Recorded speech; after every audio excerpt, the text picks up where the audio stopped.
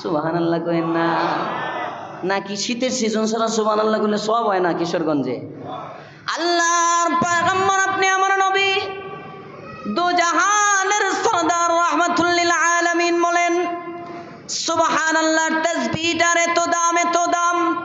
সুনানে তিরমিজির বর্ণনা, কোন ব্যক্তি যদি সকালে 100 বার পড়ে সুবহানাল্লাহ সুবহানাল্লাহ সুবহানাল্লাহ সুবহানাল্লাহ মান সাব্বাহা মিআতা মাররাতিন বিল গাদাত, যে ব্যক্তি সকালে 100 বার পড়বে সুবহানাল্লাহ, আবার সন্ধ্যায় 100 বার পড়বে সুবহানাল্লাহ, নবী আমার বলেন সুনানে তিরমিজির বর্ণনা দোয়া অধ্যায়ে আছে, আল্লাহর পয়গম্বর বলেন এই ব্যক্তিকে আল্লাহ তাআলা এমন সওয়াব দিবেন কল্পনাও করতে পারো না।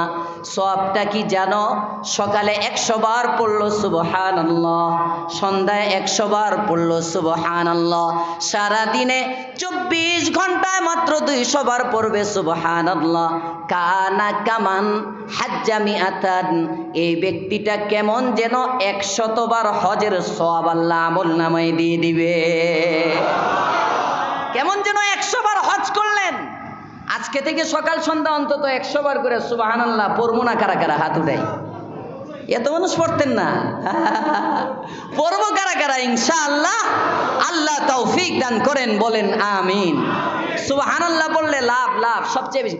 সুবহানাল্লাহ, আল্লাহ তাআলা ইউসাব্বিহু সুবহানাক, মালিক তুমি পবিত্র শিরক থেকে, তুমি গান্দেগি থেকে পবিত্র, তোমার ইজ্জত শান মান সবার ঊর্ধ্বে, তুমি অনেক বড়।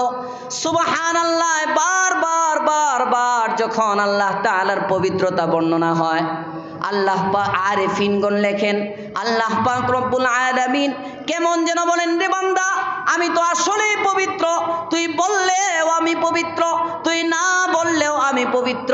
যা বান্দা যা, সকালে 100 বার বলস আমি আল্লাহ পবিত্র, সন্ধ্যায় 100 বার বলিস আমি আল্লাহ পবিত্র। আমি আল্লাহর পবিত্রতার নামের জিকির করার উসিলায় আমি আল্লাহ তোর দিলটাকেও পাক সাফ করে দিলাম।